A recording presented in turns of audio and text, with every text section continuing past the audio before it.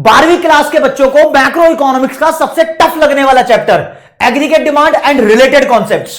मैं आपका भाई दोस्त educator of economics love Kaushik इस बात की गारंटी लेता हूं कि इस वीडियो को देखने के बाद आपको यह चैप्टर पानी की तरह बिल्कुल आसान लगने लगेगा। और इस वीडियो के अंदर मैं आपको यह सभी टॉपिक्स कवर अप करा दूंगा, यानी एपीसी, एमपीसी, एपीएस, एमपीएस बच्चों के दिमाग में घूमते रहते हैं, उल्टे सीधे चलते रहते हैं, कंफ्यूज रहते हैं, ये क्या होता है वो क्या होता है, सब कुछ क्रिस्टल क्लियर होगा इसी क्लास में। दोस्तों एडीएएस अप्रोच के थ्रू इक्विलिब्रियम इनकम कैसे डिसाइड होती है आज की क्लास में, सेविंग इन्वेस्टमेंट अप्रोच के थ्रू इक्विलिब्रियम इनकम कैसे डिसाइड होती है आज की क्लास में, इसके अलावा और बहुत सारे कॉन्सेप्ट्स आज की क्लास में डिसाइड होंगे।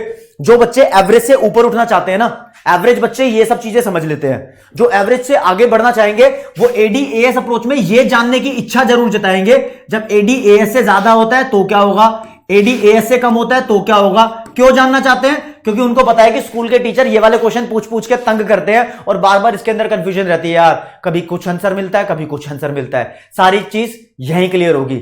सेविंग इन्वेस्टमेंट अप्रोच में S is more than I होता है, S is less than I होता है, तो क्या क्या बातें होंगी, all things will get cleared in this class. तो आपको कोई भी दिक्कत, डाउट, परेशानी हो कमेंट सेक्शन में बता देना। और इसके साथ साथ आप मुझे बताएंगे कि आपको मैक्रो इकोनॉमिक्स का सबसे टफ चैप्टर कौन सा लगता है। जो बच्चा कमेंट सेक्शन में बताएगा, ज्यादा कमेंट जिस चैप्टर की आएगी उस चैप्टर के ऊपर स्पेशल वीडियो आएगी। तो दोस्तों शुरुआत करेंगे हम अपना चैप्टर के पूरी यूनिट का नाम तो वैसे determination of income and employment है, लेकिन यहां पर आज ये वाले कॉन्सेप्ट्स कराए जा रहे हैं, ठीक है। तो यहां पर इस चैप्टर को अगर अच्छे से आपने समझना है तो तीन चीजें, बेसिकली चार है वैसे, वो तीन चीजें अच्छे से समझनी होंगी। पहला कंजम्पशन क्या होता है, दूसरा सेविंग्स क्या होता है, और फिर इनकम से इनका नाता क्या है, ये क्लियर करेंगे। फिर इन्वेस्टमेंट पे आएंगे। उसके बाद जो जो टॉपिक्स मैंने लिखे थे यहां पर ये वाले, ये सारे आपको क्लियर होंगे। लेकिन पहले बाबू ये वाली सारी बातें आपको समझनी है। देखो कंजम्पशन से शुरुआत करते हैं।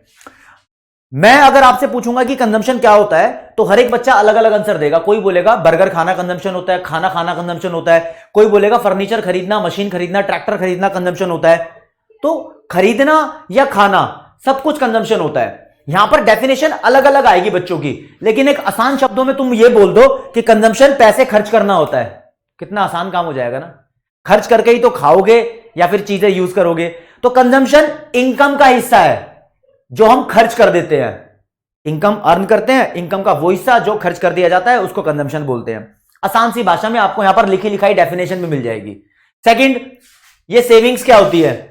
सेविंग्स भाई उसी लैंग्वेज में समझ लो, ये मत बोलो कि सेविंग वो पैसे हैं जो हमने बचा लिए, ऐसा बोलो सेविंग भी इनकम का हिस्सा है जो हम खर्च नहीं करते, या फिर सेविंग इनकम का हिस्सा है जो हम बचा लेते हैं। कैसे भी बोल लो, नंबर पूरे मिलेंगे आपको, ठीक है। इस चैप्टर में दोस्तों कंजम्पशन को हम सी से डिनोट करेंगे, सेविंग को एस से डिनोट करेंगे, और ये इनकम जो है ना इसको वाई से डिनोट करेंगे। जो इनकम है वही आउटपुट है, यानी जो चाचा है वही भतीजा है, जो भतीजा है वही चाचा है। देखी होगी पिक्चर हसीना मान जाएगी, संजय दत्त गोविंदा की, उसमें डायलॉग था। लेकिन यहां पर हमेशा इनकम और आउटपुट को सेम माना जाता है। अभी इसका कनेक्शन भी क्लियर कर देता हूं। ज्यादातर बच्चे 12वीं क्लास के यही नहीं समझ पाते, सर इनकम और आउटपुट सेम कैसे है। लेकिन पहले मेरी बात समझ लो, हरे रंग के पेन से बताऊंगा। मानो कि एक 80 रुपए का खर्चा हुआ है कंजम्पशन का, जिसको सी से डिनोट किया गया है, और सेविंग हुई है 20 रुपए की। आपसे क्वेश्चन पूछा है बताओ इनकम कितनी थी या इनकम कितनी है। भैया जितने पैसे खर्च कर दिए प्लस जितने पैसे हमारे पास सेविंग के तौर पे बचे हैं, दोनों को टोटल कर दो, इतने रुपए की ही इनकम थी। तो कभी भी इनकम का फॉर्मूला आएगा तो लिखेंगे income is equal to consumption plus saving. ये बेस फॉर्मूला है पूरे चैप्टर का।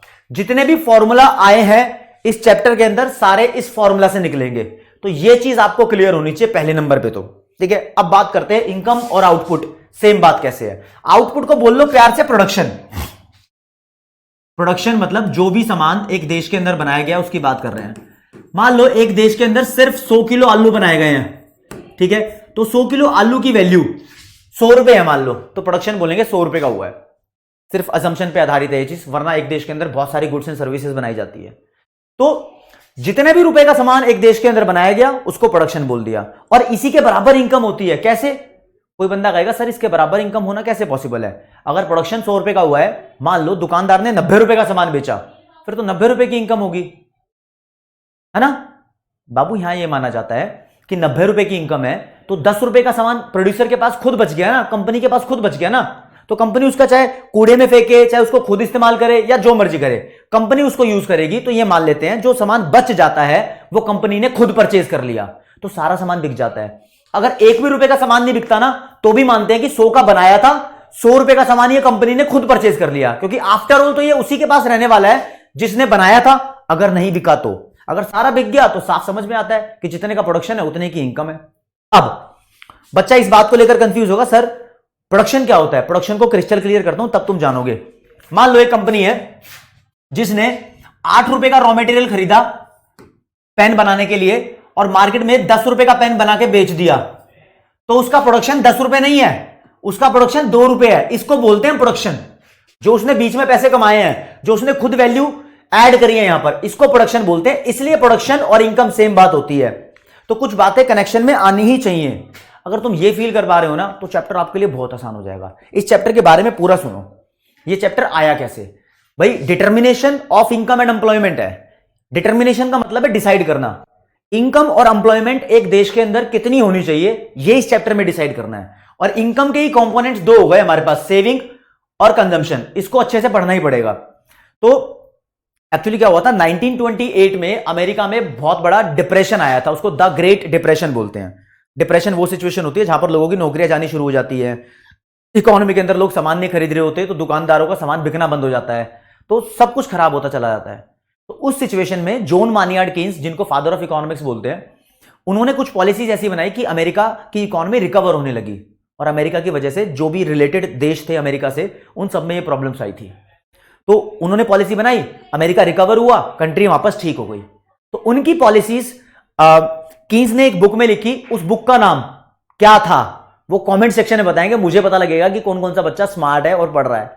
उस बुक के कॉन्सेप्ट्स का छोटा सा अंश उठाकर आपके कोर्स में डाला गया है। वो कॉन्सेप्ट्स आपके चैप्टर में है। तो कीन्स के कॉन्सेप्ट्स पढ़ रहे हो आप, किसी हल्के बंदे के कॉन्सेप्ट नहीं पढ़ रहे हो। तो चैप्टर की शुरुआत ही मान लो कंजम्पशन के थ्रू होगी, तो फिर आएंगे सेविंग पे, फिर आएंगे इन्वेस्टमेंट पे। यहां मैंने इन्वेस्टमेंट मेंशन नहीं किया, लेकिन जब इन्वेस्टमेंट आएगा तब उस पे आएंगे, ठीक है ना। और पूरे चैप्टर में चलता रहेगा ये इनकम इनकम इनकम। तो ये फोटोज जो बनाई हुई है इससे आपका कोई लेना देना है नहीं, कॉन्सेप्ट पे ध्यान देना है, ठीक है जी। तो आसान भाषा में जो मैंने डेफिनेशन बताई है एक बार उनको रीड कर लो। डेफिनेशन क्या लिखी है? सबसे पहले कंजम्पशन की। Consumption is the part of income that is consumed. Consumed या फिर वर्ड यूज कर दो स्पेंड, ठीक है, कोई भी एक। फिर saving is the part of income that is not consumed, जिसको कंज्यूम नहीं किया गया। नॉट कंज्यूम्ड की जगह तुम एक वर्ड यूज कर सकते हो सेव्ड, ठीक है, सेव्ड। फिर इनकम क्या है? Income is the sum total of consumption and saving. ये बोल रहा है income is the sum total of consumption and saving. हाँ, कुछ डिफाइन करने वाले इनकम को ऐसे डिफाइन करेंगे, वो अमाउंट जो हम अर्न करते हैं, वो अमाउंट जो हम नौकरी से बिजनेस से कमाते हैं। लेकिन बहुत सारी डेफिनेशन बन सकती है आसान भाषा में चैप्टर के हिसाब से। ये डेफिनेशन करोगे तो तुम्हारे कॉन्सेप्ट आसान रहेंगे, क्लियर रहेंगे, इजी रहेंगे। तो भाई अब जो टॉपिक आएगा कंजम्पशन के ऊपर आएगा कि कंजम्पशन का इनकम से क्या रिश्ता है, ये पढ़ेंगे। उसके बाद सेविंग का इनकम से क्या रिश्ता है वो पढ़ेंगे। नॉर्मली ये कहा जाता है कि जैसे जैसे लोग अमीर होते हैं वो सामान भी ज्यादा खरीदते हैं। यानी अमीर होने का मतलब इनकम बढ़ती है तो कंजम्पशन बढ़ता है, सामान ज्यादा खरीदते हैं तो मतलब कंजम्पशन बढ़ता है। तो इनकम के बढ़ने पे कंजम्पशन बढ़ता है, इनकम के कम होने पे कंजम्पशन कम होता है। ये कहानी नॉर्मल है। नॉर्मली हर एक बच्चा, चाहे वो 12वीं क्लास में ना भी हो, वो भी समझ जाएगा जिसको बताया जाएगा। पहले ऐसा ही होता था, इकोनॉमिस्ट इसी तरीके से सोचते थे। लेकिन कीन्स, जेएम कीन्स इस बात को बोलते हैं, ये बात ठीक है, और ये बात क्लासिकल इकोनॉमिस्ट ने बताई थी। अब क्लासिकल इकोनॉमिस्ट कौन होते हैं? आप ये मान के चलो, जैसे पुराने गाने होते हैं ना, उनको क्लासिकल सॉन्ग्स बोलते हैं। आप ये मान सकते हो सिर्फ इस कॉन्सेप्ट के लिए कि पुराने वाले इकोनॉमिस्ट क्लासिकल इकोनॉमिस्ट होते थे। वो नॉर्मल सोचते थे, कहते थे इनकम बढ़ेगी तो कंजम्पशन बढ़ेगा, इनकम कम हो जाएगी तो कंजम्पशन कम हो जाएगा। केन्स बोलते थे आप सही हो, लेकिन आप थोड़ा कम सोचते हो। आपने एक बात यहां नहीं सोची, आपने तो सीधा बोल दिया कि कंजम्पशन इनकम से पॉजिटिवली रिलेटेड है। आप यहां एक बात बता ही नहीं पाए कि जब किसी इंसान की इनकम ही नहीं होती, जीरो लेवल ऑफ इनकम होता है, इंसान या देश की बात कर लो, तो क्या उस देश के अंदर कंजम्पशन नहीं होता? क्या वो बंदा खर्च नहीं करेगा, मतलब कुछ खाएगा नहीं क्या? भाई सर्वाइवल के लिए, जिंदा रहने के लिए कुछ ना कुछ खाना पड़ता है। अब किसी की इनकम जीरो है तो मैं यहां ये नहीं बोलूंगा वो चोरी करेगा, डकैती डालेगा, मंदिर में जाके खाना खाएगा, गुरुद्वारे में जाके लंगर खाएगा। ये बातें इंडिया में होती है। गुरुद्वारे और लंगर वाली, चोरी डकैती की बात नहीं कर रहा, ध्यान रखना, ठीक है। शायद हर देश में लंगर और गुरुद्वारे जैसी चीज ना हो। तो ऐसा माना जाता है ऑल ओवर द वर्ल्ड किसी के पास अगर पैसे नहीं है तो वो उधार पे पैसा लेगा, फिर उस पैसे से कंजम्पशन करेगा, कंजम्पशन जरूर करेगा। तो एक ऐसा लेवल ऑफ कंजम्पशन भी होता है जो जीरो लेवल ऑफ इनकम पे होता है। तो कीन्स बोलते हैं कंजम्पशन होता है दो तरीके का। एक कंजम्पशन वो जो इनकम से पॉजिटिवली रिलेटेड है, यानी इनकम बढ़ेगी तो वो कंजम्पशन बढ़ेगा, इनकम कम होगी तो वो कंजम्पशन कम होगा। और दूसरा कंजम्पशन वो जिसका इनकम से कोई लेना देना नहीं है, यानी इनकम जीरो होगी तब भी लोग खाएंगे, कंज्यूम करेंगे, चाहे वो लोन लेकर खाएं। तो कीन्स ने कंजम्पशन को दो पार्ट में डिवाइड किया, और डिवाइड करने के लिए आप मेरी बात सुन लो क्या हुआ। Relationship between consumption and income देख रहे हैं। नॉर्मली इनकम बढ़ती है तो कंजम्पशन बढ़ता है, इनकम कम होती है तो कंजम्पशन बढ़ता है। ये वाले कंजम्पशन को कीन्स बोलते हैं, ये इंड्यूस्ड कंजम्पशन है। अब बच्चे बोलेंगे सर इंड्यूस्ड का मतलब क्या होता है, ये बता दो भाई। इंड्यूस्ड का मतलब होता है अट्रैक्शन, अट्रैक्ट करना किसी को। तो ऐसा कंजम्पशन जो इनकम के द्वारा अट्रैक्ट हो रहा है, इनकम बढ़ रही है तो कंजम्पशन भी बढ़े जा रहा है, इनकम कम हो रही है तो कंजम्पशन भी कम हो रहा है। डेफिनेशन भी सेट बैठती है। फिर एक ऐसा कंजम्पशन जब इनकम जीरो होती है तब वो होगा, उस कंजम्पशन को स्पेशली सी बार से डिनोट करते हैं। और यार ये वाले कंजम्पशन को बोलते हैं हम ऑटोनॉमस कंजम्पशन, ऑटोनॉमस, ठीक है। कंजम्पशन को शॉर्ट में अब मैं ऐसे लिखा करूंगा, कंजम्प लिख के ऊपर एन, आप समझ जाना कि कंजम्पशन ही लिखा है। तो कंजम्पशन की दो वैरायटी हो गई हमारे यहां पे, एक ऑटोनॉमस कंजम्पशन और एक इंड्यूस कंजम्पशन। बीच में डालेंगे लाइन और एग्जाम में आएगा क्वेश्चन यहां से कि ये क्या होता है। पेन का कलर करेंगे व्हाइट। तो डेफिनेशन देनी है भाई आसान भाषा में। ऑटोनोमस कंजम्पशन को क्या लिखोगे, it refers to the consumption that is not related with level of income. ऐसा कंजम्पशन जिसका इनकम से कोई रिश्ता नहीं है। और यहां पर इंड्यूस कंजम्पशन क्या बताया था, ये वाला। तो लिखेंगे इंड्यूस कंजम्पशन वो होता है जिसका इनकम से पॉजिटिव रिलेशन है या फिर डायरेक्ट रिलेशन है। तो इसके लिए लिख दो इट रेफर्स, भाई देखो लिख के भी बता रहा हूं, it refers to the consumption that is positively या फिर डायरेक्टली लिख दो, directly related with level of income. Level of income की जगह मैंने वाई लिख दिया। अब आप कहोगे सर जो आप ये लिख रहे हो इसका स्क्रीनशॉट ले दो। स्क्रीनशॉट लेने की जरूरत नहीं है, जो भी चीजें यहां पर लिखी हुई आपको मिल रही है वो नोट्स की फॉर्म में पीडब्ल्यू की मोबाइल ऐप पे आपको मिल जाएगी। और पीडब्ल्यू की मोबाइल ऐप का लिंक आपको डिस्क्रिप्शन में मिल जाएगा वीडियो की। फिर भी कोई दिक्कत डाउट परेशानी हो तो आप कमेंट सेक्शन में बता ही रहे हो। अपना रिश्ता बहुत अच्छा बिल्ड हो रखा है, जो तुम कमेंट सेक्शन में बताते हो उसकी डिमांड होती है और मैं सप्लाई करता हूं। और क्या है, कुछ बच्चे का कहना है कि सर मेरा डाउट बहुत बड़ा है, फोटो बहुत लंबी है कोई डाउट की, तो मैं उसको कमेंट सेक्शन में नहीं बता पा रहा हूं। तो मैंने उन सब बच्चों को बता दिया कि आप एक काम करो, आप अपने डाउट की फोटो खींच के मुझे इंस्टाग्राम पे भेज दो, वहां पर मैं बच्चों के डाउट सॉल्व कर रहा हूं। लव कौशिक के नाम से आप देखोगे तो मिल जाऊंगा आपको मैं, ठीक है ना। तो भाई ये डेफिनेशन हो गई, अंतर हो गया। अब वापस चलते हैं कॉन्सेप्ट पे, मेरी बात ध्यान रखना। अगर इन दोनों का मैं डायग्राम बनाऊंगा, कर्व बनाऊंगा, तो वो बहुत जरूरी है इस चैप्टर के अंदर। कर्व का खेल बहुत है इस चैप्टर के अंदर। ध्यान रखना एक्स एक्सिस पे हम लिखेंगे इनकम एंड आउटपुट, वाई से डिनोट करते हैं इनकम एंड आउटपुट, आप पूरा लिखना। ऑटोनोमस कंजम्पशन वो कंजम्पशन है जब इनकम जीरो होती है तो कोई ना कोई अमाउंट होता है। मान लो यहां पर कुछ नंबर लिखे, इतना अमाउंट ऑटोनोमस कंजम्पशन है, तो इसकी लाइन ऐसी होती है, ये पैरेलल टू एक्स एक्सिस होता है, हॉरिजॉन्टल लाइन। इसका मतलब ये नहीं है कि ये कांस्टेंट होता है जिंदगी भर, इसका अमाउंट चेंज ही नहीं होगा, इसका अमाउंट चेंज होता है, लेकिन फिर भी इस ऑटोनोमस कंजम्पशन को हम बोलते हैं कि ये कांस्टेंट है। किस फॉर्म में, फॉर्म को समझो जरा। ऑटोनोमस कंजम्पशन कांस्टेंट है क्योंकि इसका इनकम से कोई रिलेशन नहीं है। इनकम बढ़ती रहे या कम होती रहे, इसके अमाउंट पे कोई फर्क नहीं पड़ता। तो इस सेंस में ऑटोनोमस कंजम्पशन कांस्टेंट है, मतलब ये इनकम की वजह से नहीं बदलेगा। जो चीज नहीं बदलती उसको ही तो बोलते हैं कांस्टेंट। तो इनकम की वजह से नहीं बदल रहा, इसलिए इनकम की वजह से कांस्टेंट है, ठीक है। अब इसका कर्व अगर बनाओगे तो भाई इसका कर्व सप्लाई कर्व की तरह दिखेगा, क्योंकि ये भी पॉजिटिव रिलेशन बता रहा है ऐसा। तो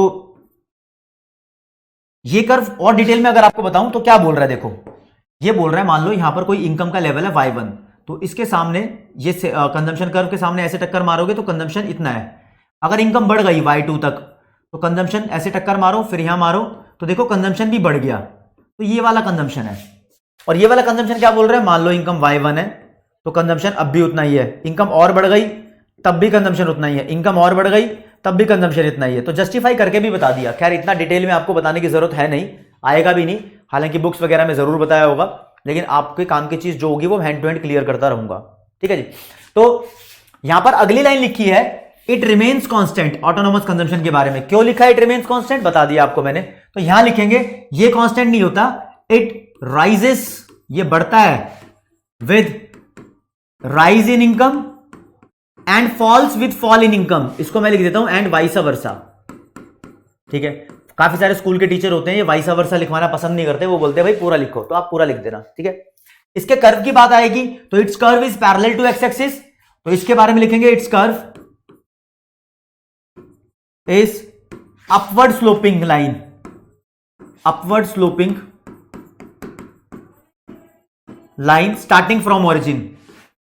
कहां से स्टार्ट कर रही है? स्टार्टिंग फ्रॉम, भाई राइटिंग खराब है तो बता दो और साफ लिख दिया करूंगा अगली वीडियो से, यही बताना जरूरी है, आपको समझ में आनी चाहिए। कर्व मैंने बना के दिखा दिए थे, ये रहा ऑटोनोमस कंजम्पशन और ये रहा इंड्यूस कंजम्पशन। ठीक है, 3 डिफरेंस करने काफी है, इतना ही डिफरेंस कर लो और आगे बताऊंगा अभी, और इसमें वापस आ रहा हूं, लेकिन आपको पहले कंजम्पशन फंक्शन के बारे में बताऊंगा। ठीक है, सेविंग फंक्शन के बारे में बताऊंगा। अभी हमने कंजम्पशन और इनकम का रिश्ता किया है, अब करेंगे सेविंग और इनकम में क्या रिश्ता होता है। तो भाई वो जानने से पहले हाँ, कंजम्पशन कर्व करना जरूरी है। अभी अपने 2 कंजम्पशन कर्व किए हैं, एक किया है ऑटोनोमस कंजम्पशन कर्व और एक किया है इंड्यूस्ड कंजम्पशन कर्व। पहले दोनों बना लो, ये ऑटोनोमस कंजम्पशन कर्व है मान लो, ये इंड्यूस्ड कंजम्पशन कर्व है मान लो। इन दोनों कर्व को ऐड करके टोटल कंजम्पशन कर्व आएगा। तो कैसे ऐड करना है, ऐड करना भी सीख लो। देखो जहां से ये कर्व स्टार्ट हो रहा है, इधर से ही लाइन ले जाओ, इसके पैरेलल ले जाओ, ये कंजम्पशन कर्व है, पैरेलल जाएगी लाइन, चाहे मेरी ना गई हो, आपको पैरेलल लेनी है। तो कभी भी कंजम्पशन कर्व आपसे पूछा जाए कैसा बनता है, तो आप ध्यान रखना, आपको ये नहीं बना के दिखाना जो मैंने ऊपर 3 कर्व बना दिए, आपको सिंपल एक लाइन बनानी है ऐसी, तो एक लाइन ऐसी बना दो, ये कंजम्पशन कर्व है, आपका काम हो गया। इस पे अभी वापस आऊंगा, कुछ चेंजेस करके बताऊंगा, आपको रुकना है अभी यहां पर। अब सेविंग और इनकम के बीच का रिश्ता देख लो। नॉर्मली ऐसा बोला जाता है कि सेविंग इनकम से पॉजिटिवली रिलेटेड होती है, इनकम बढ़ती है तो सेविंग बढ़ती है, इनकम कम होती है तो सेविंग कम होती है। तो भाई इस वाली सेविंग को हम बोलते हैं इंड्यूस्ड सेविंग। कोई बोले इंड्यूस्ड सेविंग क्या होती है, डेफिनेशन बता दो सर। तो induced saving refers to the saving which is positively related with level of income. लेकिन कीन्स बोलते थे, इकोनॉमिक्स के परमात्मा है केन्स, ठीक है, वो बोलते थे कि एक ऐसा लेवल ऑफ सेविंग भी होता है जब इनकम 0 होती है। तो बच्चों को समझ में आया कि सर ऐसा लेवल ऑफ सेविंग क्या होता है। सेविंग का मतलब पहले सब समझते हैं कि पैसे बचाना है। सेविंग का मतलब एक्चुअली वो अमाउंट है जो हमारे रिजर्व में है। अब रिजर्व में हम हमेशा सोचते हैं कि कुछ अमाउंट स्टॉक्ड है, एक्चुअली कभी कभी कर्जदारी भी रिजर्व में होती है। देखो जब इनकम 0 थी तो मान लो 50 रुपए का ऑटोनोमस कंजम्पशन किया था, ये 50 रुपए आए कहां से थे? ये 50 रुपए हमने माना कि लोन से आए थे, तो 50 का लोन लिया होगा ना, तो भाई जो लोन है 50 का, इसको ही बोलते हैं माइनस की ऑटोनोमस सेविंग्स। तो ऑटोनोमस सेविंग हमेशा नेगेटिव होती है, इस बात को ध्यान रखना। तो ये ऑटोनोमस सेविंग है। कोई पूछ ले ऑटोनोमस सेविंग क्या होती है, तो ऑटोनोमस सेविंग वो सेविंग होती है जो इनकम से रिलेटेड नहीं होती, जैसे ऑटोनोमस कंजम्पशन था। और ऑटोनोमस सेविंग वो सेविंग होती है जो 0 लेवल ऑफ इनकम पे एग्जिस्ट करती है। कुछ भी बोल सकते हो, दोनों में से कोई भी डेफिनेशन लिख दो, आपका काम चल जाएगा। अब इनकम और सेविंग में रिश्ता देखो, पॉजिटिवली रिश्ता होता है तो इनकम और सेविंग का सेविंग कर्व वैसा बनता है। इस चैप्टर में हमेशा एक्स एक्सिस पे इनकम एंड आउटपुट लिखना है और वाई एक्सिस पे वो नाम लिखना है जिसका कर्व बना रहे हो, सेविंग का बना रहे हैं। अब ऑटोनोमस सेविंग अलग है भाई, इसको देखना जरा, ये एक्स एक्सिस है, ये ओरिजिन है, ये वाई एक्सिस है, ये वाई एक्सिस नेगेटिव हो गया, इसको मैं वाई डैश बोलता हूं। यहां पर लिखेंगे income and output x axis पे, आप पूरा लिख देना चाहे। अब सेविंग कर्व में एक अलग बात है, ये नेगेटिव होती है तो ये नेगेटिव साइड से स्टार्ट होता है और पैरेलल टू एक्स एक्सिस ही जाएगा, तो ये माइनस एस बार मैंने लिख दिया इसको। सेविंग कर्व थोड़ा स्पेशल है भाई। अब टोटल सेविंग कर्व बनाओगे तो इस वाले कर्व को और उस वाले कर्व को दोनों को ऐड करना पड़ेगा, तो टोटल सेविंग आएगा। लेकिन उससे पहले ये तो पता लग गया कि सेविंग भी 2 तरीके की होती है, एक इंड्यूस सेविंग और दूसरी ऑटोनोमस सेविंग। अब यहां पर इनके बीच का डिफरेंस है, तो डिफरेंस में डेफिनेशन सबसे पहले लिखेंगे। ऑटोनोमस सेविंग क्या होती है? Saving that is not related with level of income, not related with level of income. और ये the saving that is positively, ये लिखा मैंने पॉजिटिवली या फिर directly related with level of income. Definition हो गई। दूसरा डिफरेंस, इट रिमेन्स कांस्टेंट, ये कांस्टेंट रहेगी, इसका curve parallel to x axis है, चाहे नेगेटिव है कोई बात नहीं, लेकिन कांस्टेंट है, ठीक है। तो इसमें लिखेंगे it rises with rise in income and fall with fall in income. तो यहां वाइस वर्सा लिख दिया, मैं शॉर्ट में करके लिख रहा हूं क्योंकि बच्चे यहां तक पहुंच गए तो समझ रहे होंगे मेरी लैंग्वेज। थर्ड नंबर पे इसका कर्व लिख देंगे, इट्स कर्व ऑटोनोमस सेविंग का पैरेलल टू एक्स एक्सिस होता है, पैरेलल टू एक्स एक्सिस, भाई एक्स एक्सिस के पैरेलल ही होता है, बना के भी दिखा देना, ये रहा नीचे माइनस एस बार, ठीक है ना, ये ओरिजिन का पॉइंट है, ये डरने वाली बात नहीं है। इसका कर्व पॉजिटिवली स्लोप्ड लाइन होता है, ओरिजिन से निकलता है, तो तीन डिफरेंस हो गए हैं, तीन ही कर लो, कोई दिक्कत वाली बात नहीं है, ठीक है ना। पॉजिटिवली स्लोप्ड कर्व होता है स्टार्टिंग फ्रॉम ओरिजिन।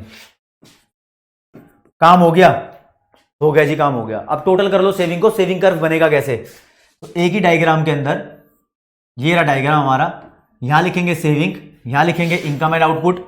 मैं बनाऊंगा दो कर्व, एक कर्व है ऑटोनोमस सेविंग का, एक कर्व है इंड्यूस सेविंग का, इन दोनों को ऐड कर दो। ऐड कैसे करेंगे, नेगेटिव वाले अमाउंट से जाएंगे और उसके पैरेलल ले जाएंगे हर लाइन के, ये सेविंग हो गया, ये सेविंग कर्व है। कभी भी तुमसे सेविंग कर्व पूछे तो कैसा बनाओगे, जैसा मैंने ये बना के दिखाया है ऐसा मत बनाना, ये तो डिराइव करके दिखाया है आपको, मुश्किल काम है, आपको करना है आसान काम। आप सेविंग कर्व को नेगेटिव साइड से स्टार्ट कर दो, ये आपका सेविंग कर्व हो गया, दैट्स इट, ठीक है ना।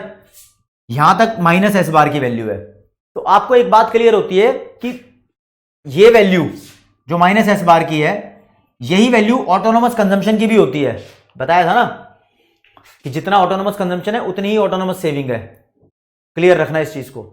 तो अब कंजम्पशन कर्व सेविंग कर्व हो गया, कंजम्पशन सेविंग में रिलेशन हो गया। अब इस रिलेशन को जरा अगर एक इक्वेशन की फॉर्म में लिखेंगे, कंजम्पशन फंक्शन कहलाएगी वो चीज। अब कॉन्सेप्ट आपके सामने कंजम्पशन फंक्शन का पेश किया जाएगा। कंजम्पशन फंक्शन को हम प्रोपेंसिटी टू कंज्यूम भी बोलते हैं, ठीक है। तो पहले यहां लिख देता हूं कि मैं आपको कॉन्सेप्ट करा रहा हूं कंजम्पशन फंक्शन का। कंजम्पशन फंक्शन, कोई पूछे कंजम्पशन फंक्शन क्या होता है, तो ये होता है फंक्शनल रिलेशनशिप बिटवीन इनकम या बिटवीन कंजम्पशन एंड इनकम। इस कंजम्पशन फंक्शन को ही हम प्रोपेंसिटी टू कंज्यूम बोलते हैं, नाम है भाई, नाम, ठीक है। प्रोपेंसिटी का मतलब वैसे होता है प्रवृत्ति, नेचर किसी का, खर्च करने की आदत, तो इनकम से रिलेटेड होती है खर्च करने की आदत नॉर्मली। तो जो भी रिश्ता है, कैसा भी रिश्ता हो, पॉजिटिव रिश्ता हो चाहे कांस्टेंट वाला रिश्ता हो, उस रिश्ते को ही बोलेंगे कंजम्पशन फंक्शन। इसकी एक इक्वेशन होती है, बताऊंगा अभी। तो कुल मिलाके आपकी बुक के अंदर टॉपिक का नाम लिखा हुआ है प्रोपेंसिटी टू कंज्यूम, एक्चुअली यही कंजम्पशन फंक्शन है। ये मैथमेटिकल फॉर्म में आपको जानना है। इसके दो टाइप होते हैं, एक को बोलते हैं average propensity to consume, APC short में लिख सकते हो, कोई दिक्कत वाली बात नहीं है, एवरेज प्रोपेंसिटी टू कंज्यूम। और दूसरा होता है मार्जिनल प्रोपेंसिटी टू कंज्यूम। अब भाई इनकी वैल्यू न्यूमेरिकली आपको कैलकुलेट करनी आनी चाहिए। अगर एपीसी की वैल्यू कैलकुलेट करनी आती है तो उसको बोलते हैं, एपीसी का फॉर्मूला है कंजम्पशन अपॉन इनकम, और एमपीसी की वैल्यू अगर कैलकुलेट करनी आती है तो एमपीसी का फॉर्मूला है change in consumption upon change in income. मैं क्वेश्चन सॉल्व करके दिखाता हूं। मान लो इधर कंजम्पशन लिखा है, इधर इनकम लिखा है, इधर इनकम लिखा है, इधर कंजम्पशन लिखा है। इनकम 100 है, फिर 200 हुई, फिर 300 हुई। कंजम्पशन की वैल्यू मान लो 50 है, फिर उसके बाद 100 हुई, फिर यहां 150 हुई। तो बोल रहा है कि एपीसी की वैल्यू निकालो, तो अपना क्वेश्चन में एपीसी की वैल्यू निकाल देंगे। आपको न्यूमेरिकल आ सकता है सॉल्व करना। एपीसी की वैल्यू कंजम्पशन अपॉन इनकम करके निकलती है, फॉर्मूला देख लो। उसी पर्पज से करा रहा हूं जिस पर्पज से पेपर में आएगा। तो कंजम्पशन अपॉन इनकम 50/100 0.5 होता है, फिर 100/200 0.5 होता है, फिर 150/300 0.5 होता है।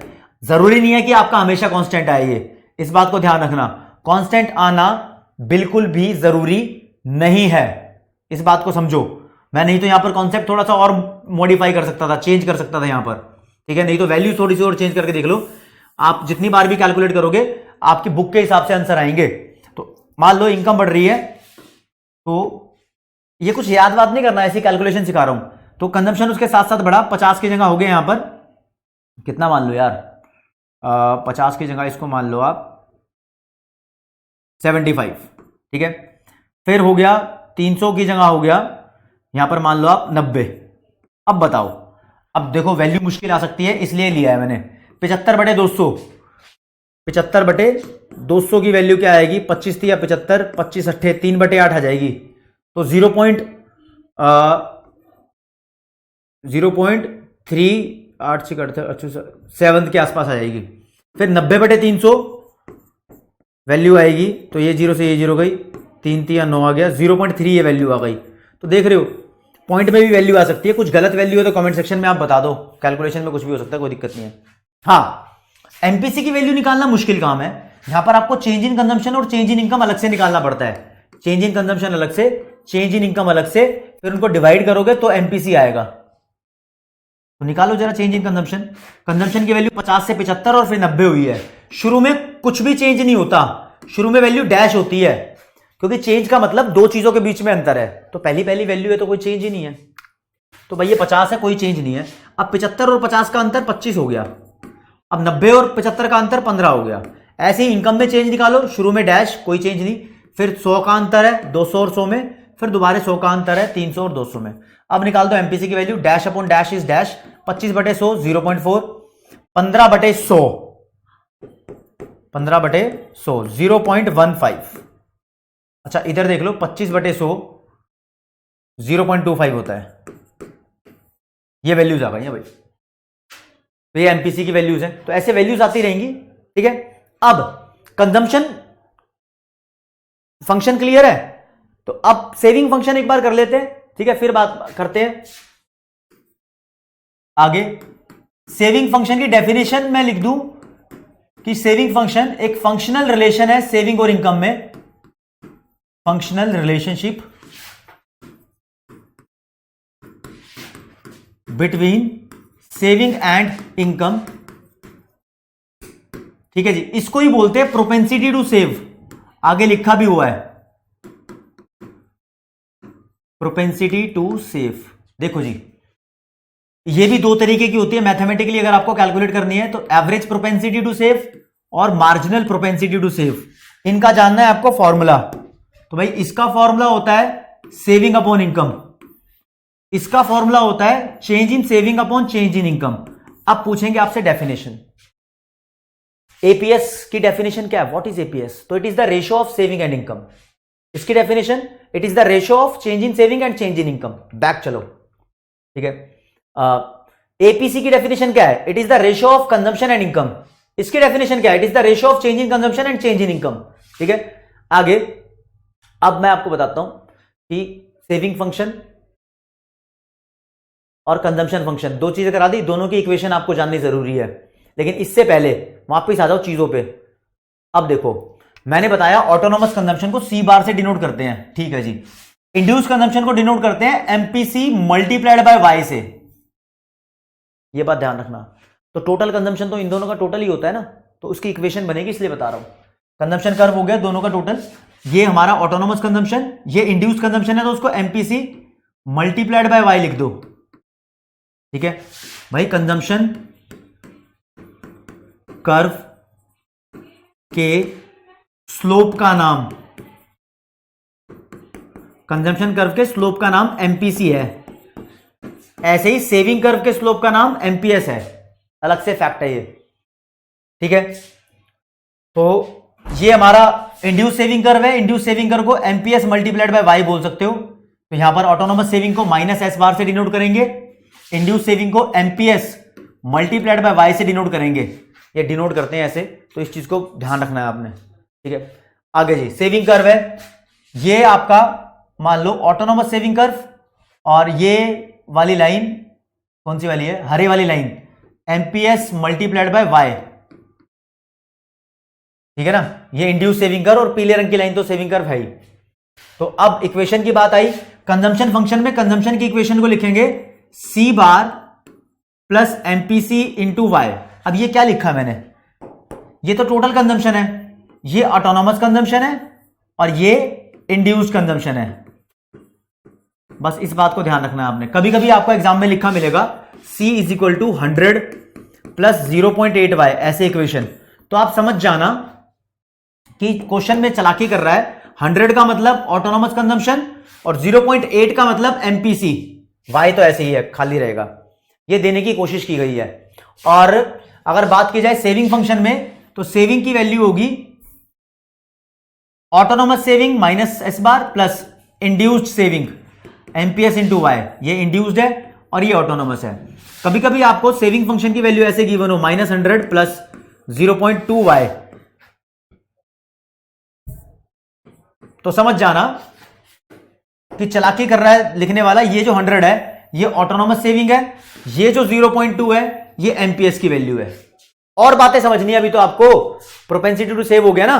देखो कंजम्पशन फंक्शन अगर कहीं लिखा हो 100 प्लस 0.8 वाई, तो आपसे इसी के बेसिस पे सेविंग फंक्शन निकालना पूछ सकता है। तो वो निकालने के लिए आपको यहां पर दो बातें इंपॉर्टेंट ध्यान में रखनी है। देखो मार्जिनल प्रोपेंसिटी टू कंज्यूम और एवरेज प्रोपेंसिटी टू कंज्यूम, ये कंजम्पशन फंक्शन के बारे में पढ़ा है। सेविंग फंक्शन के बारे में पढ़ा है एपीएस और एमपीएस। अब यहां पर दिमाग लगाना है आपको। दोनों ए वाली वैल्यू को ऐड कर दोगे तो हमारे पास आंसर 1 आएगा, दोनों एम वाली वैल्यू को भी ऐड कर दोगे तो हमारे पास आंसर फिर से 1 आएगा। इस बात को डिराइव करके भी दिखा देता हूं, इस खाली पेज पे डिराइव करके दिखाऊंगा, लेकिन बात यहां सुन लो मेरी बात, ठीक है। कंजम्पशन फंक्शन आपको दिया है, बोल रहा है सेविंग फंक्शन निकालो, तो भैया सेविंग फंक्शन लिखेंगे, जो ये वाली वैल्यू है उसको माइनस में लिख देते हैं, क्योंकि ऑटोनोमस कंजम्पशन है ना, उतना ही ऑटोनोमस सेविंग होती है, बस निशान अलग हो जाता है। अगला फिर ये लिखा है एमपीसी, सेविंग फंक्शन में लिखते हैं एमपीएस। तो यार एमपीसी अगर आपको गिवन है क्वेश्चन में 0.8, तो एमपीएस निकल जाएगी कैसे, ये वाला फॉर्मूला इस्तेमाल कर लेना। एमपीएस हो जाएगा 1 माइनस एमपीसी, यानी 1 माइनस 0.8 यानी 0.2। तो कभी भी आपको कंजम्पशन फंक्शन ऐसे गिवन हो तो बस आपको एमपीसी की वैल्यू निकालनी होगी, 0.8 की जगह 0.2 हो जाएगा, और ये बन गया हमारा सेविंग फंक्शन हमेशा। एक और एग्जांपल ले लो। कंजम्पशन फंक्शन मान लो लिखा है 20 प्लस 0.7 वाई, इससे सेविंग फंक्शन बनाना है। तो चालाक बच्चा क्या करेगा, उसको पता है सेविंग फंक्शन बनाना है, तो ये 20 वैल्यू है, ये -20 हो जाएगी, प्लस ये एमपीसी है, इसको 1 में से माइनस कर दो 0.3 हो जाएगा, या वाई लगा दो, ये सेविंग फंक्शन हो गया। इस बात को क्लियर रखना है आपने। तो कंजम्पशन फंक्शन से सेविंग फंक्शन निकाला जा सकता है। अब बात रही इनकी डेरिवेशन की, तो वो डेरिवेशन देख लो। कंजम्पशन प्लस सेविंग इनकम के बराबर होते हैं, ये इस चैप्टर का बेस है, बेसिक, ठीक है। अब दोनों साइड को इनकम से डिवाइड कर दो, कोई फर्क नहीं पड़ेगा। कंजम्पशन को भी इनकम से डिवाइड कर दिया, सेविंग को भी इनकम से डिवाइड कर दिया, और इनकम को भी इनकम से डिवाइड कर दिया, कोई फर्क नहीं पड़ा। इक्वेशन पे मैथ्स ये बोलता है। जिनका मैथ्स कमजोर हो वो थोड़ा स्किप करके आगे पहुंच जाओ वीडियो से, ये काम की चीज वैसे इतनी है नहीं। ये फॉर्मूला बनेगा एपीसी का, देख लो कंजम्पशन अपॉन इनकम, ये फॉर्मूला बनेगा एपीएस का, और ये काट के 1 हो जाएगा। तो यहां से ये पता लगा है कि एपीसी प्लस एपीएस 1 होता है, प्रूव हो गया। तो ये वाला रिश्ता प्रूव हुआ है अभी तो।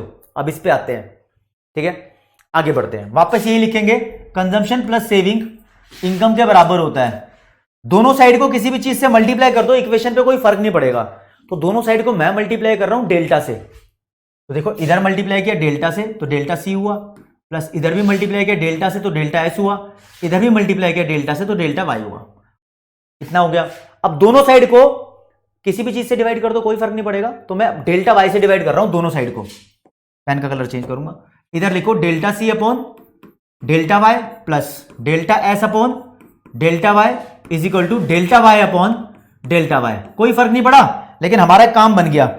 काम बना है, देखो ये फॉर्मूला बन गया एमपीसी का, ये फॉर्मूला बन गया एमपीएस का, बीच में निशान था ही प्लस का, इज इक्वल टू काटा पीटी करके ये दोनों 1 आ गया। तो एमपीसी प्लस एमपीएस 1 के बराबर होता है। ये बात आपको क्लियर हो जानी चाहिए, ठीक है जी।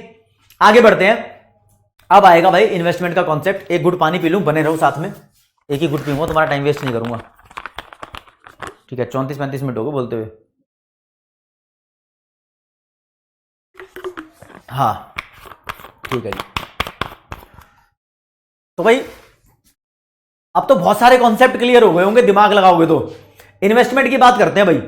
इन्वेस्टमेंट का भी इनकम से रिलेशन होता है। फिर इन्वेस्टमेंट भी 2 तरीके की होती है, ये सारी बातें बताऊंगा यहां पर, ठीक है। अब देखो इन्वेस्टमेंट को इस चैप्टर के अंदर आई से डिनोट करेंगे, आई से। ऐसा कहते हैं इनकम बढ़ती है तो साथ में इन्वेस्टमेंट भी बढ़ती है। इस वाली इन्वेस्टमेंट को इंड्यूस्ड इन्वेस्टमेंट बोलेंगे, ठीक है। एक ऐसी इन्वेस्टमेंट भी होती है जब इनकम लेवल 0 होता है। ये देश की बात हो रही है, किसी इंसान की इंडिविजुअल लेवल की बात नहीं हो रही। तब भी एक इन्वेस्टमेंट होती है, उसको आई बार यानी ऑटोनोमस इन्वेस्टमेंट बोलते हैं। अब सुनो ये होती क्या है भाई। एक देश की इनकम 0 हो ना, मतलब देश की नेशनल इनकम है ही नहीं, तो भी उस देश के अंदर सड़कें बनेंगी, स्कूल बनेंगे, हॉस्पिटल में इलाज होगा, हॉस्पिटल भी बनेंगे। क्यों? क्योंकि सरकार ऐसा चाहती है वेलफेयर वर्क के लिए। कोई प्राइवेट बंदा इन्वेस्टमेंट नहीं करेगा जब उसकी इनकम 0 हुई तो, लेकिन सरकार देश के अंदर इन्वेस्टमेंट करती रहती है, चाहे वो कर्जे पे कर्जा लेती रहे, इन्वेस्टमेंट होती है। तो ये वाली इन्वेस्टमेंट वो इन्वेस्टमेंट है जब इनकम 0 होगी तब भी होगी। ये सिर्फ सरकार करती है, पब्लिक सेक्टर यानी गवर्नमेंट सेक्टर करता है। ये वाली इन्वेस्टमेंट कोई भी कर सकता है, जनरली प्राइवेट सेक्टर ही करता है इसको, तो ये मान के चलते हैं। तो यार इस हिसाब से इन्वेस्टमेंट को 2 पार्ट में डिवाइड किया हुआ है। एक इंड्यूस्ड इन्वेस्टमेंट, वो वाली जिसका इनकम से पॉजिटिव रिलेशन है, ये वाली, और एक ऑटोनोमस इन्वेस्टमेंट, ये वाली जब इनकम 0 होगी तो ये वाली इन्वेस्टमेंट होगी। तो डेफिनेशन अब आप अपने आप लिखेंगे, मैं बोल रहा हूं। It refers to the investment which is not related with level of income. It refers to the investment which is positively related with level of income.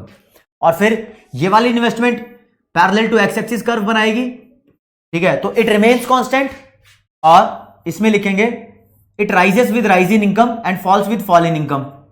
Okay, तो फिर इनका कर्व पॉजिटिवली स्लोप्ड है, ये हॉरिजॉन्टल लाइन है। 3 difference बन गए, पहला, दूसरा कर्व, तीसरा ये कांस्टेंट है और ये राइज करता है इनकम में राइज होने के साथ साथ, एंड वाइस वर्सा। 3 डिफरेंस बन गए। यहीं तक आपको इन्वेस्टमेंट इतनी पढ़नी थी। इसके बाद आप जब जब इन्वेस्टमेंट पढ़ोगे इस चैप्टर में, 12वीं क्लास की बात है, सिर्फ ग्रेजुएशन की बात नहीं कर रहा, सिर्फ 12th में, अब जब जब पढ़ोगे तो सारी इन्वेस्टमेंट को ऑटोनोमस इन्वेस्टमेंट माना गया है। तो हम जब जब लिखेंगे इन्वेस्टमेंट तो ऑटोनोमस इन्वेस्टमेंट का जिक्र करेंगे। ये हमारी अजम्पशन है आपके कॉन्सेप्ट को आसान बनाने के लिए। अच्छा, और चीजें, autonomous investment basically done by the firm sector और प्राइवेट सेक्टर, ये चौथा डिफरेंस हो गया। और it is done by the government sector या फिर पब्लिक सेक्टर, ये लिख सकते हो, ठीक है। It is done for welfare motive. Welfare motive होता है इकोनॉमी का वेलफेयर बढ़ाने के लिए, हॉस्पिटल वगैरह इनकम नहीं है तब भी कर रहे हैं इन्वेस्टमेंट। और it is done for profit motive, यार प्रॉफिट मोटिव या फिर प्रॉफिट मैक्सिमाइजेशन या फिर इकोनॉमिक मोटिव, कोई भी वर्ड यूज कर सकते हो। तो these are the differences. 5 difference हो गए, कोई भी 3 याद कर लो, पेपर में आ सकता है डिफरेंस। जिस स्कूल के टीचर चालाक होते हैं, कोई ऐसा कॉन्सेप्ट देने की कोशिश करते हैं जो बच्चों को ना आता हो, तो ये वाला कॉन्सेप्ट देते हैं वो, इसको ध्यान में रखना, ठीक है। तो हमने कॉन्सेप्ट जो किए यहां पर, एक कंजम्पशन किया, एक सेविंग किया, एक इन्वेस्टमेंट किया, एक इनकम किया। चैप्टर का नाम डिटर्मिनेशन ऑफ इनकम है वैसे असलियत में, लेकिन इन 3 कॉन्सेप्ट को जब तक नहीं करोगे तब तक ये इनकम और एग्रीगेट डिमांड जैसे कॉन्सेप्ट आपको समझ नहीं आएंगे। अब आएंगे हम एग्रीगेट डिमांड पे भाई। अब चैप्टर क्लोजिंग की तरफ है। एग्रीगेट डिमांड, इसको शॉर्ट में एडी लिख सकते हैं, अलाउड है। एग्रीगेट का मतलब गूगल करोगे तो कॉम्बिनेशन मिलेगा इसका मतलब, लेकिन असलियत में इकोनॉमिक्स पढ़ रहे हो तो एग्रीगेट का मतलब आप मान के चलो टोटल। टोटल, तो एक देश की टोटल डिमांड एग्रीगेट डिमांड होती है। ऐसा लिखोगे तो टीचर नंबर नहीं देगा, टीचर नंबर तब देगा जब कॉन्सेप्ट को समझ के लिखोगे। कैसे? एक देश के अंदर खरीदने वाले बहुत सारे लोग होते हैं सामान, है ना, तो बायर्स बोलते हैं जो सामान खरीदने वाले हैं। उन्होंने एक देश के अंदर जितना भी सामान खरीदा है, जितने भी गुड्स एंड सर्विस खरीदी है, उन सबकी वैल्यू को टोटल कर दो। मान लो एक देश के अंदर 2 लोग रहते हैं, ए और बी। ए ने सामान खरीदा 50 रुपए का, बी ने सामान खरीदा 10 रुपए का, तो टोटल इस कंट्री के लोगों ने 60 रुपए का सामान खरीदा है। इसको बोलते हैं एग्रीगेट डिमांड। तो क्या बोलेंगे? एक देश में जितनी भी गुड्स एंड सर्विसेज खरीदी जाती है उन सबकी मनी वैल्यू को एग्रीगेट डिमांड बोलेंगे। बहुत आसान है। तो लिखा भी क्या है? It refers to the sum total of the demand for all goods and services by all the buyers in the economy during a period of time. In the economy लिखो या इन द कंट्री लिखो, एक ही बात है। इन an economy लिखा होना चाहिए वैसे, इन एन इकोनॉमी। ये डेफिनेशन है, मीनिंग है एग्रीगेट डिमांड का, ठीक है। एग्रीगेट डिमांड का मतलब पता होना चाहिए। अब जब इसकी वैल्यू निकालनी आएगी, भाई एग्रीगेट डिमांड की वैल्यू निकालो, तो 100 तरीके हैं। आपके कोर्स में क्या है? आपके कोर्स में बोलते हैं एक देश में जितने भी लोग रहते हैं उन सबका खर्चा जोड़ दो। अब क्या पूरी जनसंख्या का खर्चा बताएंगे क्या 140 करोड़ का? नहीं। इकोनॉमी के 4 सेक्टर हैं। पहला private sector, house hold sector बोलते हैं उसको, दूसरा फर्म सेक्टर, तीसरा गवर्नमेंट सेक्टर, चौथा फॉरेन सेक्टर। चारों सेक्टर का खर्चा जोड़ दो, जो वैल्यू आएगी उसको बोलेंगे एग्रीगेट डिमांड है। तो एग्रीगेट डिमांड के 4 कॉन्सेप्ट माने गए हैं, 4 कंपोनेंट माने गए हैं। तो अगला कंपोनेंट्स ऑफ एग्रीगेट डिमांड है, ठीक है। पहला कंपोनेंट है प्राइवेट फाइनल कंजम्पशन एक्सपेंडिचर, इसको सी से डिनोट करूंगा मैं। दूसरा इन्वेस्टमेंट एक्सपेंडिचर, इसको आई से डिनोट करूंगा मैं। तीसरा गवर्नमेंट फाइनल कंजम्पशन एक्सपेंडिचर, इसको जी से लिखूंगा, सरकारी खर्चा है। नेट एक्सपोर्ट है, ये फॉरेन सेक्टर का खर्चा है, इसको एनएक्स लिखूंगा। तो कोई बोले एग्रीगेट डिमांड का फॉर्मूला क्या होता है, तो एग्रीगेट डिमांड भाई होता है ये प्राइवेट सेक्टर का खर्चा, इन्वेस्टमेंट, सरकारी खर्चा, नेट एक्सपोर्ट। ये चारों चीजें अगर तुम ऐड कर दोगे तो देश की टोटल डिमांड मिल जाएगी। डिमांड मतलब खर्चा हो रहा है ना। तो एग्रीगेट डिमांड को टोटल खर्चा भी बोलते हैं देश का। तो एग्रीगेट डिमांड देश का एग्रीगेट एक्सपेंडिचर भी है, ए बोल देते हैं इसको। तो एग्रीगेट डिमांड बोलो या बोलो एग्रीगेट एक्सपेंडिचर, एक ही बात है। एक्सपेंडिचर को शॉर्ट में मैं ऐसे लिख देता हूं। अब जिन बच्चों को नेशनल इनकम आती है ना, वो नेशनल इनकम को कैलकुलेट करने का एक्सपेंडिचर मेथड यहां पर याद कर रहे होंगे। एक्सपेंडिचर मेथड में भी इन चारों को जोड़ देते हैं तो जीडीपीएमपी आ जाता है। तो यस, ये एग्रीगेट डिमांड, एग्रीगेट एक्सपेंडिचर ही जीडीपीएमपी है। यही है भाई वो देश का टोटल खर्चा, समझे। अब आप बोलोगे सर 6 नंबर का क्वेश्चन आ जाएगा तो इसको एक्सप्लेन कैसे करूंगा। लास्ट में, अभी जब क्लास खत्म होगी ना, लास्ट में इसकी एक्सप्लेनेशन दी हुई है नोट्स की तरह, आपको बढ़िया तरीके से एक्सप्लेन कर रखे हैं, टेंशन मत लो इस चीज की। अब आप बात समझो यहां पर जो इंपॉर्टेंट चीज है, ये 4 सेक्टर है, चारों को जोड़ दोगे तो देश का टोटल खर्चा आ जाएगा। अब आपके कोर्स में थोड़ी सी यूनिक चीज है, एग्रीगेट डिमांड को 4 सेक्टर में नहीं पढ़ना डिटेल में आगे। एग्रीगेट डिमांड के सिर्फ आपको 2 ही सेक्टर पढ़ने हैं, तो इसको और इसको ध्यान नहीं रखना। अब क्लोज्ड इकोनॉमी में पढ़ रहे हैं तो 2 सेक्टर इकोनॉमी में 2 सेक्टर का खर्चा जोड़ दो, एग्रीगेट डिमांड मिल जाएगी आपको। वैसे कॉन्सेप्ट क्या होते हैं देखो, आगे लिखा हुआ है, एग्रीगेट डिमांड 2 सेक्टर इकोनॉमी में होता है, aggregate demand is equal to C plus I. 3 sector economy में होता है, aggregate demand is equal to C plus I plus G, मतलब 3 सेक्टर का खर्चा। और 4 सेक्टर इकोनॉमी में होता है, aggregate demand is equal to C plus I plus G plus N X. कभी भी आपसे क्वेश्चन पूछे कि एग्रीगेट डिमांड के कंपोनेंट्स कितने हैं, तो चारों लिखो। कभी भी फॉर्मूला पूछे तो चारों लिखो। जब क्वेश्चन में पूछेगा 2 सेक्टर इकोनॉमी में कंपोनेंट्स कितने हैं तो 2 लिखना, 3 सेक्टर इकोनॉमी में कंपोनेंट्स कितने हैं तो 3 लिखना। यहां पर एनएक्स नहीं आएगा, ध्यान रखना, शुरू के 3 आएंगे। तो क्वेश्चन जिस हिसाब से आएगा उस हिसाब से बता रहा हूं। हाँ, अब मैंने बताया ना, आगे सिर्फ 2 सेक्टर इकोनॉमी पढ़नी है। 2 सेक्टर इकोनॉमी के अंदर एग्रीगेट डिमांड सी प्लस आई होगा। और ये आई कौन सा है, ये आई बार है भाई, ऑटोनोमस इन्वेस्टमेंट है। मैंने बताया ना अभी इन्वेस्टमेंट पढ़ते पढ़ते कि अब जितनी भी इन्वेस्टमेंट होगी वो सारी ऑटोनोमस इन्वेस्टमेंट है। इंड्यूस हमारे कोर्स में इसके आगे नहीं है, मतलब जितना पढ़ा रहा हूं वो सब कोर्स में है, बस जो आगे नॉलेज की जरूरत पड़ेगी वो भी बता रहा हूं। तो एग्रीगेट डिमांड हमारा ये दोनों सेक्टर को या इन दोनों को बोलते हैं, ये दोनों क्लोज्ड इकोनॉमी है। मतलब अभी इसके अंदर इंटरनेशनल सेक्टर नहीं आया है, फॉरेन सेक्टर नहीं आया है। और 4 सेक्टर इकोनॉमी को बोलते हैं open economy, rest of the world, यानी नेट एक्सपोर्ट यहां पर आ गया है। ठीक है, ओपन इकोनॉमी में एडी का फॉर्मूला ये रहा। अब आते हैं दोस्तों अपने एग्रीगेट सप्लाई पे। शॉर्ट में बेचारे को प्यार से एएस बोलते हैं। एग्रीगेट का मतलब टोटल, सप्लाई मतलब गुड्स एंड सप्लाई का मतलब तो जानना नहीं यहां पर। टोटल सप्लाई मतलब एक देश के अंदर जितनी भी गुड्स एंड सर्विसेज बनाई जा रही हैं उन सबकी वैल्यू। भाई सप्लाई करने वाले सेलर्स होते हैं ना, या बोल दो प्रोड्यूसर होते हैं, मैन्युफैक्चरर होते हैं, फैक्ट्री होती है। तो एक देश में जितने भी सेलर्स हैं वो जितने भी गुड्स एंड सर्विस को सप्लाई करना चाह रहे हैं उन सबकी वैल्यू को एग्रीगेट सप्लाई बोलते हैं। तो ये देश का टोटल प्रोडक्शन ही हो गया। एग्रीगेट सप्लाई का मतलब देश का टोटल प्रोडक्शन जितना भी देश में बना है उसको वाई भी बोलते हैं। तो एग्रीगेट सप्लाई और वाई हमेशा बराबर होते हैं, एक ही बात है। तो लिखा भी है, it refers to the supply of all goods and services by all the sellers in an economy during a period of time. अब किसी किसी बुक में सेलर्स नहीं लिखा, इसकी डेफिनेशन प्रोड्यूसर करके लिखी है, तो सब बुक में अलग लैंग्वेज यूज की होगी। आप मेरे वाली लैंग्वेज यूज कर लो, कोई माइका लाल आपके नंबर नहीं काटेगा। एग्रीगेट सप्लाई आपको ऐसे ही पढ़ना है, ठीक है जी। आगे, अच्छा, एग्रीगेट डिमांड एग्रीगेट सप्लाई हो गया। अब कंपोनेंट्स ऑफ एग्रीगेट सप्लाई देखेंगे। भाई 2 सेक्टर इकोनॉमी में ही पढ़ने हैं आपको, 3-4 के बारे में इसमें नहीं जानना। तो 2 सेक्टर इकोनॉमी के अंदर एग्रीगेट सप्लाई के 2 कंपोनेंट होते हैं, C plus S, that's it. क्यों? एग्रीगेट सप्लाई का मतलब वाई होता है, वाई के 2 कंपोनेंट है सी प्लस एस, तो वही हो गया एग्रीगेट सप्लाई के कंपोनेंट्स, कंजम्पशन और सेविंग, दैट्स इट, काम बन गया। अब यहां पर आपको एग्रीगेट सप्लाई कर्व बता दूं, आगे कुछ और है, एएस कर्व। ये हमारी अजम्पशन है कि एएस कर्व हमारा 45 डिग्री लाइन है, ओरिजिन से निकल रहा है ये y 45 डिग्री लाइन लिखना पड़ेगा हमेशा। एग्जैक्टली ऐसा बनाना जरूरी नहीं है, लेकिन लिखना पड़ेगा हमेशा। अब ये ओरिजिन से क्यों निकल रहा है मैं आपको बता देता हूं। कंजम्पशन और सेविंग कर्व को ऐड करोगे ना, देख लो जरा, देख लो मेरी बात देख लो, मिटाऊंगा इसको मैं। अब ये हमारा मान लो कंजम्पशन कर्व है, सेविंग कर्व भी ऐसा ही बनता है, इतना ही नीचे से शुरू होगा ये सेविंग कर्व। तो यार इन दोनों को ऐड करोगे तो ये प्लस का अमाउंट है, माइनस का अमाउंट है, ऐड करते ही ओरिजिन से कर्व स्टार्ट होते हैं। ये होगा हमारा ए एस यानी वाई, समझ रहे हो। यहां अगर +10 लिखा है तो ये -10 होगा, ऐड करते ही 0 हो जाएगा। लेकिन डिटेल में नहीं जाना, आप मान लो कि हाँ 45 degree line A S curve होता है हमारा, यही मानना है। इसके साथ साथ एडी कर्व देख लो, ये रहा एडी कर्व। एडी कर्व जो आपका है वो आपको ये मान के चलना है, एडी कर्व चलेगा C+I। ये कैसे आया, ये इधर देख लो भाई, देखो ये कंजम्पशन कर्व होता है और ये कहीं इन्वेस्टमेंट कर्व होता है।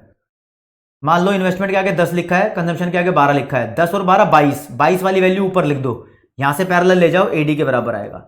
एक नंबर का एमसीक्यू यहां पर क्लियर होता है बच्चों का कि एडी कर्व और कंजम्पशन कर्व एक दूसरे के पैरेलल होते हैं। जी हाँ होते हैं, सेम दिखाई देते हैं, सेम नहीं दिखते। एडी कर्व हमेशा कंजम्पशन कर्व से ऊपर बनेगा, ठीक है। तो एडी कर्व हमेशा ऐसा बनाना है और एएस कर्व हमेशा ऐसा बनाना है, इस बात को ध्यान रखना। अब ऐसे कॉन्सेप्ट जिसको लेकर बच्चे कंफ्यूज है, एक्स एंटे और एक्सपोस्ट, ये सुन लो जरा भाई। पूरी बुक के अंदर जितने भी आइटम्स है, जितने भी कॉन्सेप्ट है, उनको दो कैटेगरी में डिवाइड किया। एक होते हैं एक्स एंटे, एक होते हैं एक्सपोस्ट।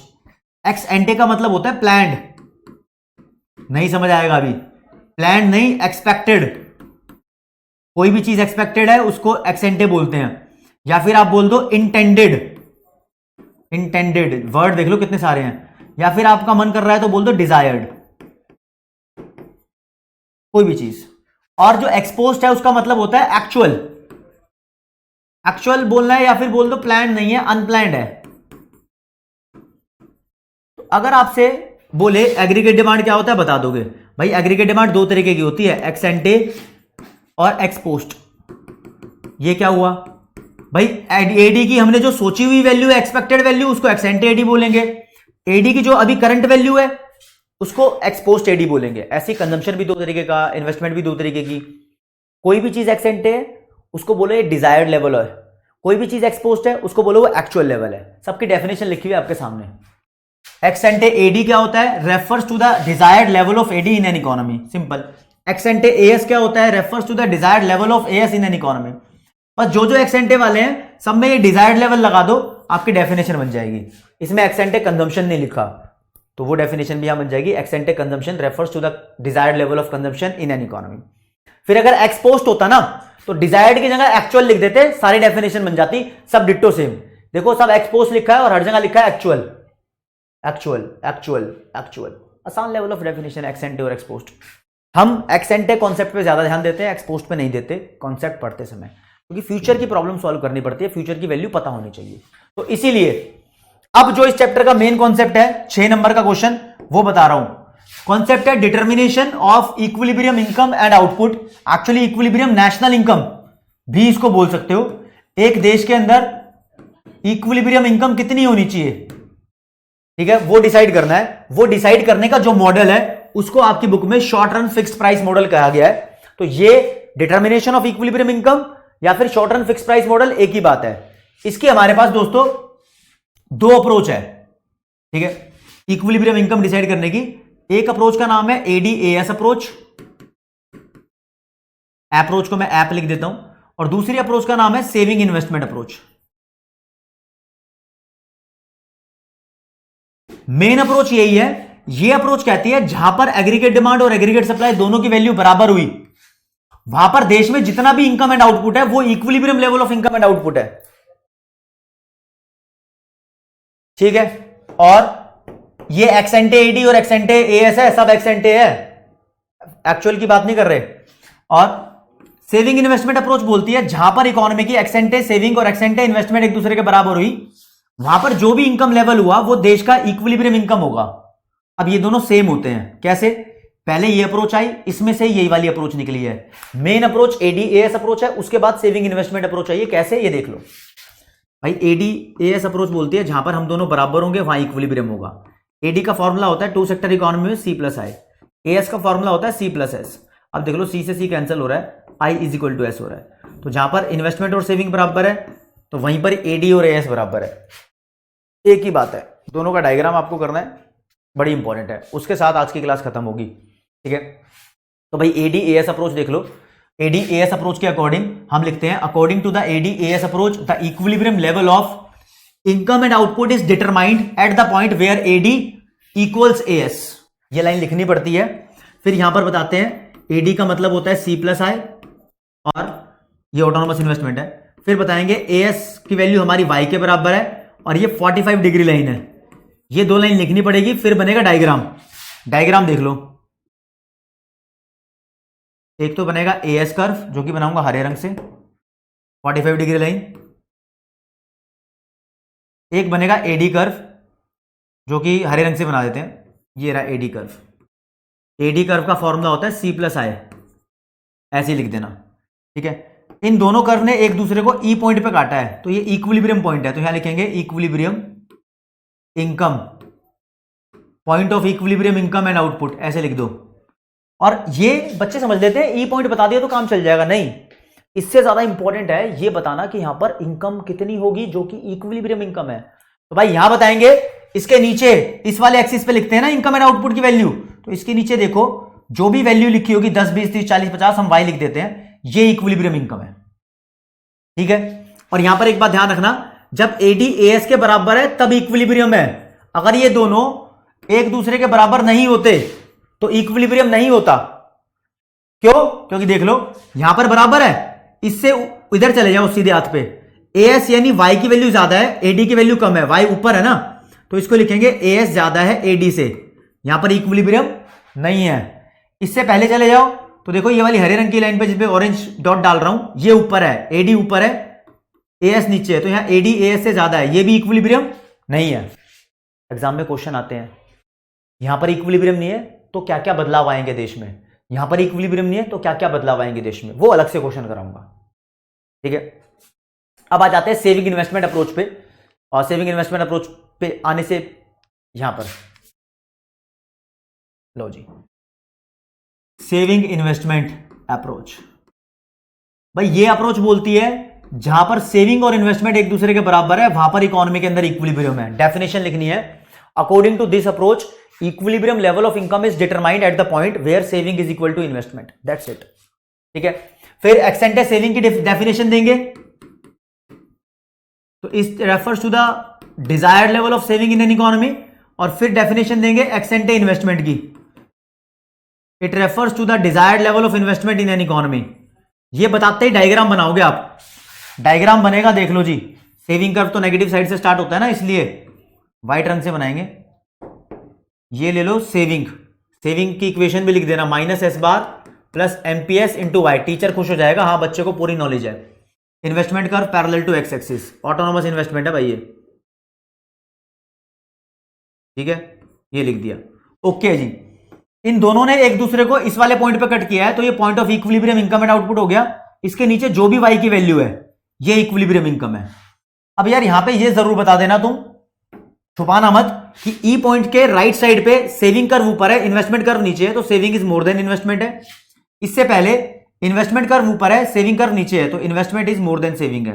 ये बताओगे तब टीचर पूरे नंबर देगा। और हाँ, ये मेंशन कर देना ये पॉइंट कौन सा है, ये लिखेंगे point of equilibrium income and output, ऐसा लिख देना। वाई को ही मैंने लिख दिया इक्विलिब्रियम इनकम एंड आउटपुट। जो बच्चा पूरा मेंशन करता है उसको नंबर मिलते हैं पूरे। यहां पर लिखना income and output x axis पे, वाई एक्सिस पे लिखना सेविंग और इन्वेस्टमेंट दोनों की वैल्यू। भाई पूरा प्रॉपर मेंशन करना है तब मिलेंगे नंबर। अब डायग्राम की एक्सप्लेनेशन देनी बहुत जरूरी है। डायग्राम की एक्सप्लेनेशन नहीं दी तो नंबर पूरे नहीं मिलते, समझे।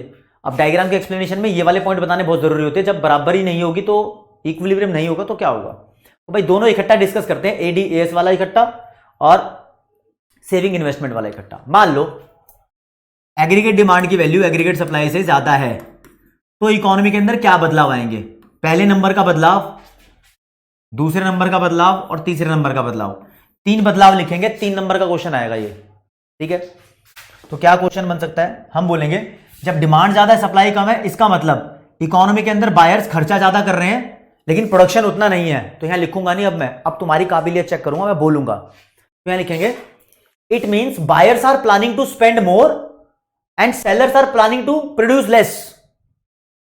सेलर कम प्रोडक्शन कर रहे हैं, बायर ज्यादा खर्चा कर रहे हैं। तो कम प्रोडक्शन कर रहे हैं तो देश में क्या होना चाहिए, प्रोडक्शन बढ़ा लो भाई। प्रोडक्शन का मतलब वाई ना, बढ़ाओ इसको तो प्रोडक्शन बढ़ेगा, क्योंकि बायर खरीदना चाहते हैं भाई। अगर तुम्हारी दुकान पे कोई बंदा आएगा, वो सामान खरीदना चाहता है, तो तुम प्रोडक्शन करके दोगे, सामान लाके लेके आओगे ना कहीं से, तो ऐसा होना चाहिए। तो प्रोडक्शन बढ़ता रहेगा तब तक, जब तक सबकी डिमांड सेटिस्फाई नहीं हो जाती। तो प्रोडक्शन तब तक बढ़ता रहेगा जब तक एडी और एएस एक दूसरे के बराबर नहीं हो जाते और इकोनॉमी के अंदर वापस से इक्विलिब्रियम अचीव नहीं हो जाता। फिर ये पॉइंट नंबर 2 क्यों खाली छोड़ा मैंने भाई, यहां पे आपको बताना पड़ेगा इन्वेंट्री के बारे में। इन्वेंट्री का पॉइंट देना जरूरी होता है, इसका नंबर मिलते हैं। इन्वेंट्री क्या है, स्टॉक है जो तुम्हारी दुकान पे या फैक्ट्री में रखी है, उसकी बात कर लो।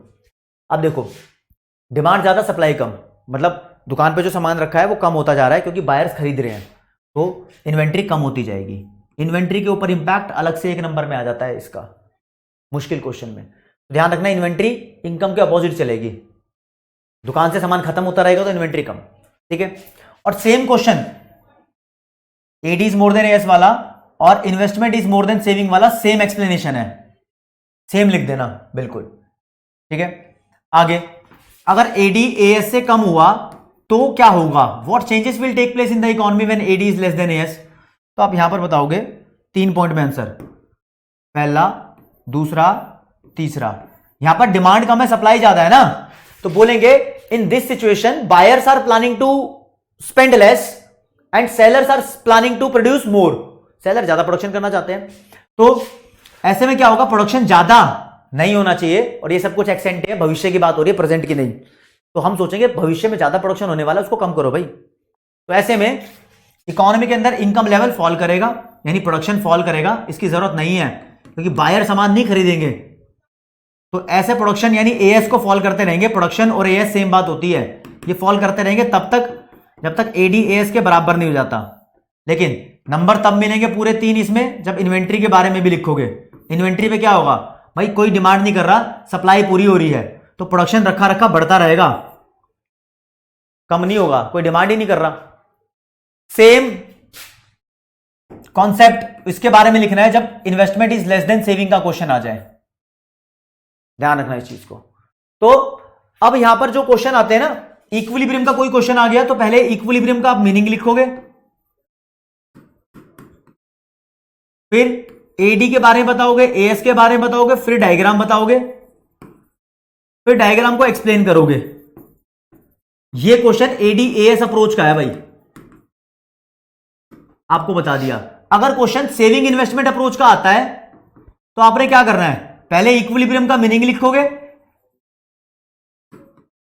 यानी equilibrium income is determined at the point where ex ante saving is equal to ex ante investment. फिर एक्स एंटे सेविंग की डेफिनेशन लिखोगे, फिर एक्स एंटे इन्वेस्टमेंट की डेफिनेशन लिखोगे, फिर डायग्राम बनाओगे, फिर डायग्राम को एक्सप्लेन करोगे। अब भाई इस चैप्टर के अंदर न्यूमेरिकल भी बनते हैं, ठीक है, एडी एएस के न्यूमेरिकल बनते हैं।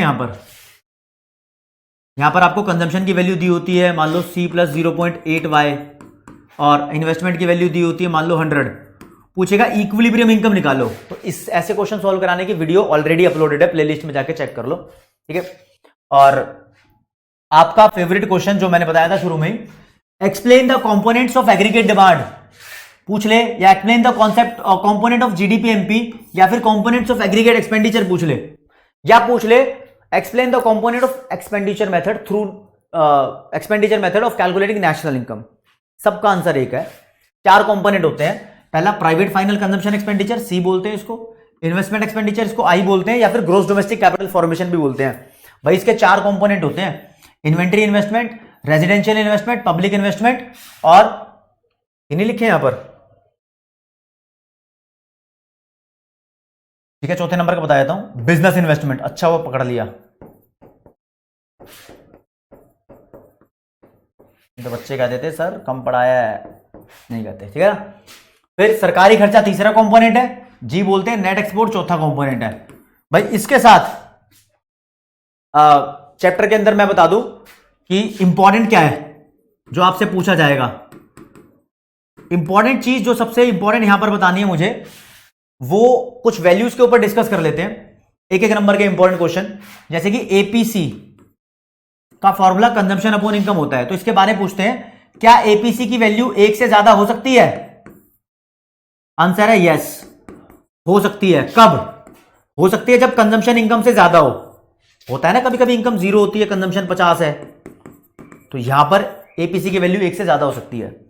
क्या एपीसी की वैल्यू 0 से कम यानी नेगेटिव हो सकती है? तो आंसर हमारा नो, एपीसी की वैल्यू नेगेटिव नहीं हो सकती, क्योंकि कंजम्पशन कभी नेगेटिव नहीं होता। ठीक है, अगला क्वेश्चन, ये रिपीट हो गया, रिपीट है भाई ये,